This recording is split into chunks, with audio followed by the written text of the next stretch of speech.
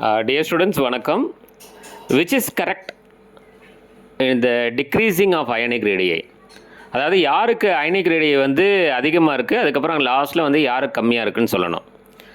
ஒரு விஷயம் நம்ம ஞாபகம் வச்சுக்கணும். அதாவது நெகட்டிவ் அயான் அதிகமானுச்சுன்னா சைஸு பெருசாகும் due to repulsion. Positive ion அதிகமானால் சைஸு சின்னதாகும் due to attraction between the electron and nucleus. இதில் பார்த்தீங்கன்னா சரியாக இருக்கக்கூடியது தேர்ட் ஆப்ஷன். ஏன்னா S2 மைனஸ் பெருசு is greater than Cl minus is greater than K plus is greater then Ca2 plus. அப்போ Ca2 plus ரொம்ப சின்னது, S2 மைனஸ் ரொம்ப பெருசு. அப்போ இதிலே பார்த்தீங்கன்னா தேர்ட் ஆப்ஷன் தான் கரெக்டாக இருக்குது. இப்போ ஃபஸ்ட் ஆப்ஷனில் வந்து Ca2 plus is greater than K plus அப்படின்னு சொல்லியிருக்காங்க, அது தவறு. செகண்ட் ஆப்ஷனில் Cl minus is greater than S2 மைனஸ்னு சொல்லியிருக்காங்க. ஆக்சுவலாக S2 minus is greater than Cl மைனஸ்னு சொன்னால் கரெக்டாக இருக்கும். அதே மாதிரி Ca2 plus is greater than K ப்ளஸ்ன்னு செகண்ட் ஆப்ஷனில் சொல்லியிருக்காங்க, இல்லை. அப்போ Ca2 ப்ளஸ் லாஸ்ட்டில் போயிடணும்.